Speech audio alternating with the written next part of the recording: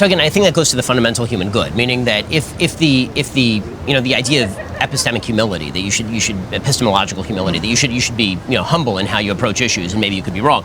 Yeah. I totally agree, and that I think is an issue, as I say, sometimes of morality, but very often of pragmatism. You just don't know. You don't know what you don't know. Yeah. But at the same time, I mean, there are limits to that. So, for example, you wouldn't say, a person who is holding a slave, well, no problem. I mean, he's living how he wants to live. There are certain fundamental values that overrun the sort of cultural, the sort of global libertarianism. And yet that is an example of a value that contemporaneously to the construction of these ideologies was literally accepted as ordinary. Not to get into the sort of biblical analysis of slavery, but one of the I think most honest ways to read the Bible is as a document that was given to a particular set of people at a particular time, meaning that you have to look at what it's attempting to transform. Meaning if you look at the slavery and the society surrounding, it's a much more liberalized version of slavery that's in the Bible, and therefore a step toward the abolition of slavery, which is exactly how it's been read by every abolitionist preacher in the 19th century. It's been read by... What do you mean, Israelites, Egypt stuff? Yes, that, and also even the scriptural,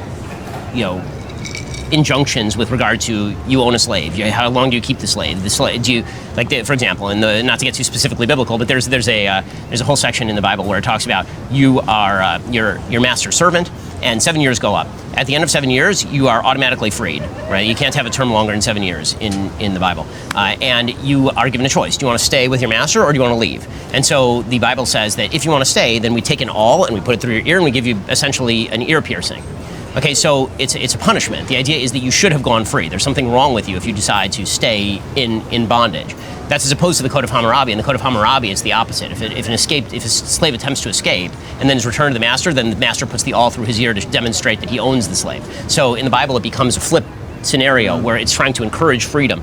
And again, it's speaking to a culture in which slavery is commonplace. And so the most honest way to read the Bible is to look at it as both an eternal guarantee in particular areas where it's speaking to basic human nature, and also as a transformative document to the customs of a time, because any document that you give is transformative to the customs of the time. I can't speak the language of astrophysics to people living in 1500 BCE. Right? So that I think is so it has to be simultaneously allegorical while taking into account that it has practicality, contemporary and also you application. have to and you have to apply human reason to it, in the sense that what you're looking at very often is issues of human nature versus inherent human nature, right? Human nature just exists. So, for example, do not murder is an all-time rule, right? That's not a transformative rule where murder is really common, so we're trying to minimize that. It's like, no, human beings want to murder, you're not allowed to murder. That's an all-time rule. As opposed to certain rules that are obviously an attempt to curb the worst practices of the time, maybe in pursuit of something better down the road. And so that's hard. I mean, it takes human reason to apply to it, and this is why Judaism has, an entire corpus of laws and regulations that are deterministic on this.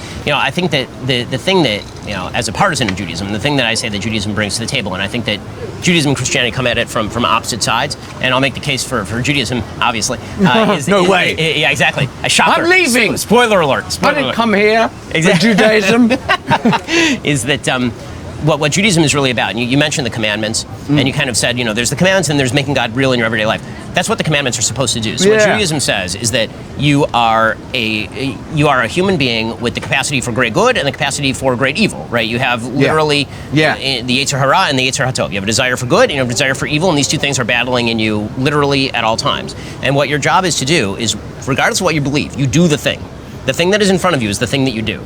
Right, so we have this arcane set of rules, and this arcane set of rules is made to reify the presence of God in your life. And even if you don't recognize that's what it's doing, by you doing these things over and over, you're cultivating virtue through action. So it's like you reach God by doing the thing, whereas I think that Christianity almost comes at it backwards. And through ceremony, right? Exactly. Through your behavior, through ritual, through all these things, and Christianity comes at it. Can you do that speaking Hebrew chanting? I mean, yes, but it wouldn't be entertaining to anybody. And then you can't do it. You do that as part of your life. Could you reckon you could have been a rabbi? I mean, there was a time when I was interested in being a rabbi, right? Coming out of high school. Sort of are one, aren't you? In a way, I mean, I have a lot of young Orthodox Jews who listen to the show for sure. But and I love studying the Bible and that is where you would go for guidance. If it came to it, if it comes to a crisis with your children, or a crisis in your marriage, or a crisis in your heart, you're going to Judaism. Is that right? Yeah, I mean, I think that's fair. Yeah. I think that's fair. I mean, in my understanding of Judaism, obviously, because who else's would apply?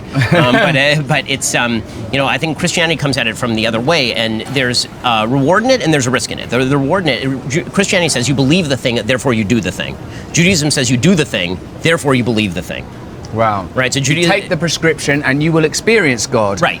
Christianity, experience God, experience Christ. And because in your you're heart doing now, that, then you'll do the good thing. you do the right thing. Right. And so the That's problem, the reward of that is that the access point in some ways for Christianity is a lot easier, right? You experience a transcendent moment, and now the transcendent moment is supposed to animate your life. The danger is transcendent moments disappear real fast, right? You have a transcendent moment, and right now you're feeling God, and then 5 minutes from now you are not feeling God, right? I mean, if that's the message of the Book of Exodus, where they receive the Torah, the Ten Commandments on Mount Sinai, and 5 minutes later they're building a golden calf, right? The transcendent moment ends, you're building a golden calf. You idiots! Right? Well, you're not listening. Exactly. Well, no, it's this now. It's this. I think we're going to go with the golden cow. Exactly. What the Talmud just explained to you. Exactly. So but I think that the best advice and I think that gap has been sort of closed in the sense that Christianity then re-ritualized a lot of things, right? Christians still go to church even if they're not feeling it that day, or they still are enjoying to give charity even if they're not feeling it that day. All discipline is this. All discipline is this. But so I think that when it comes to raising kids, to get back to the question you asked earlier, it's not enough to provide kids with kind of general principles. You have to give them a thing to do and a purpose and a role to play every single day. I'm very big into the idea that human beings have roles. I don't think that the idea of human beings without roles really exists. I think that a human being living on a desert island by himself is not free. I think he's the greatest prisoner of all. Ask anybody who's been put in solitary confinement how free they are, right? Even if there were no boundaries, even if there were no walls, even if there were no doors, right? You're living on a desert island. You're not free. You have to have a role and a thing to do in life. You have to have a purpose and you have to have a meaning, and that comes with rules. Right, that's the uncomfortable part. The purpose comes with a set of rules that, generally speaking, allow you to best achieve that purpose, but on average. I mean, there are always going to be exceptions to the rule, right? There are always going to be a group of people for whom the rules are really, really tough, and it's asking a lot of them, and that's a real challenge. And we as a society have to say, okay, well, the rules still apply, but we understand that you're having a really tough time with the rules. I think one of the things that we've done as a society, however, is we've taken the people to whom the rules are the toughest to apply, and we've said, well, because it's very hard for this person to apply this rule in their life, the rule should just be obliterated, because the rule is very uncomfortable for people.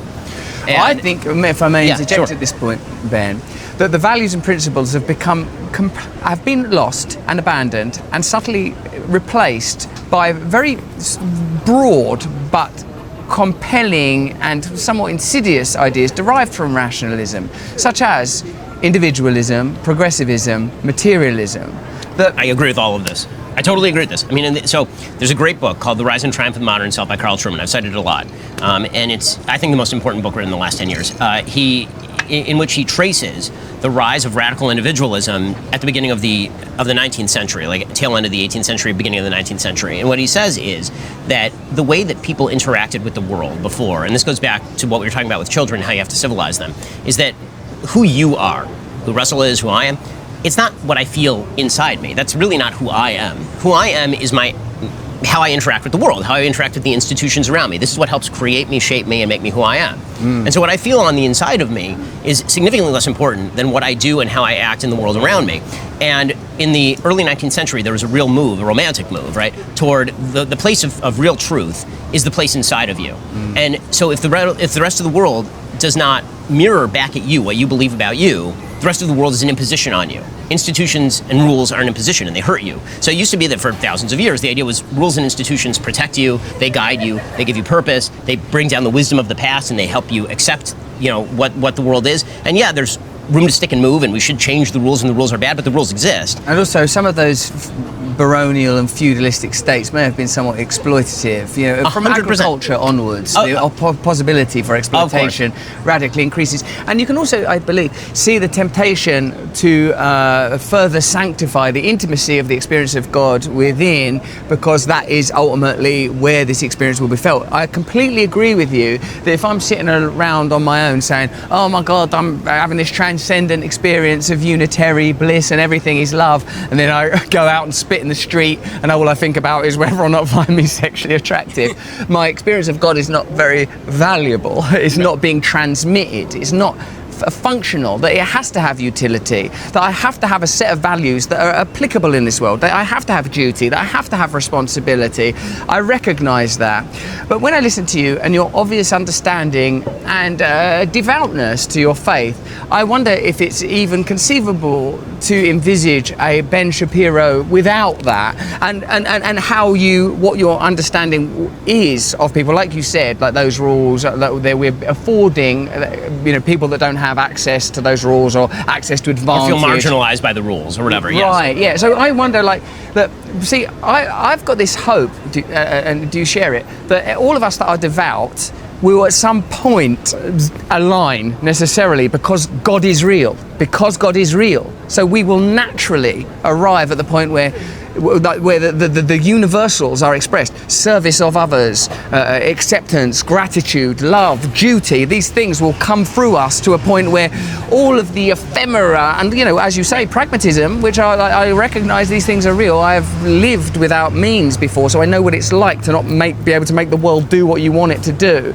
These things will become somehow secondary, because isn't that the primary spiritual argument? Is it, Ben? I'm asking. The primary spiritual argument is, whilst our conduct is informed by this intimate, transcendent experience, we are prioritizing, and our behavior, we are prioritizing it. That is our ultimate reality. Our ultimate reality is God. It's ineffable. We only experience a tiny amount of all potential realities, but we feel this thing that's going to override our lust. It's going to override our greed. It's going to override our ego. And I feel that my optimism, as opposed to that your declared pessimism, is that if I do my best as a spiritual man, it's going to make the world better. I mean, yes, but again, I think spirituality almost like, a dammed body of water, right? It's this huge damn body of water with enormous kinetic power, right? It's gonna, when you unleash it, it's gonna be overwhelming. The question is, can you unleash it in channels that are going to generate actual useful power for people, or is it just kind of spill over? Does it diffuse? Does it evaporate? What you do with your spiritual power does require a set of channels in order for that to move. I mean, the way that I've started to think about, I keep going back to what is the ultimate purpose of human life. Yeah.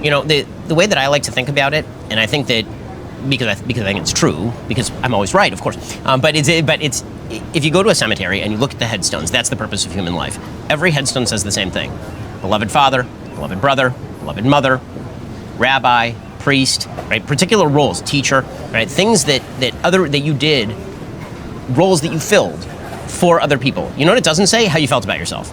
It doesn't say any of that crap on a tombstone. Because guess what? Nobody remembers that stuff. That's not the stuff that mattered about you. What you felt was not what mattered about you. What your relationship was with the world and the roles that you filled, that the world needed you to fill. That's that you were, by the way, forget about God for a second, that you were built by evolutionary biology to fill. Right? Those roles are vital. And if we deprive ourselves of those roles, which I think is what we have been steadily doing, is those roles originally were developed. If you don't want to talk about God, let's not talk about God. They were developed by evolutionary biology and culture, which is a form of evolutionary biology in the end. They were developed by these things in order to mitigate against disease, death, famine, right? All of these things were built. You were a father because you were designed in order to create children and then protect those children and protect your wife. This is what you were created to do, right? Evolution has driven you to do this thing, which is why it's common across societies. These are the same thing is true of being a husband. The same thing is true of being a person who's curious about the world and seeking to create. Human beings have a natural propensity to create. Why? Because, again, creation allows you to provide more resources for your family. It also allows you to retain information for the future, right? All of these things are innovation, right? These are roles that human beings fulfill. And when you fulfill those roles, this is what makes life worth living. And so any system that destroys those things is a problem. Well, by becoming my favorite Bible verse lately has been a Bible verse that takes place in Deuteronomy, where it says Jeshurun got fat and kicked. And basically the idea is that Jeshurun being another name for Israel, the people of Israel, that we get fat and we kick. What it means is we get pretty self-satisfied, right? Death is far away. Disease is far away. All these things are far away. We don't need any of these roles anymore. We can explode all of those institutions. Do we need fathers in a society where somebody else can fill the bill, where money can come in and fit that bill? Do we need teachers in a world where you can just kind of do what you want and you'll be taken care of? Do we need any of these roles? And the answer is, on a material level, no, you don't actually. You don't actually need those roles on a material level anymore. But guess what? Human beings were constructed to fulfill those roles, and I think one of the reasons you're seeing such chaos among men who feel completely lost, high levels of suicide, high levels of alienation, and among young women who are not engaging in I think, relationships that they feel are fulfilling. And you see, like, there was this video that was going around, if you saw this video from a podcast called Whatever, of this young woman, and she uses the word like about 27 times in the course of about 45 seconds. But what she's saying is she's talking about, I hate talking stages. Talking stage is the worst. I had to look it up. I'm too old. Apparently, a talking stage is something that the youngins are doing in terms of dating, where they don't know whether they are dating or whether they are just hanging out or whether they're having sex or what exactly they're doing. And she feels obviously very dissatisfied with the situation. And the answer is we as a society exploded how these institutions are supposed to work. And then, of course, people feel chaotic and they feel lost. Those institutions are really, really, really important. There used to be an actual way that things were done. And those things were not just expressions of practicality. They were expressions of practicality because they were expressions of the human heart. And when you destroy those things, and when you liberate people, in a lot of cases, you're actually just releasing somebody outside of a spaceship and telling them to breathe. I mean, they're without a breathing apparatus. Like, okay, you're free. You don't have anything to rely upon. There's nothing impeding you. Also, there's no air. So, yeah, I think that's one of the big things that's happened here.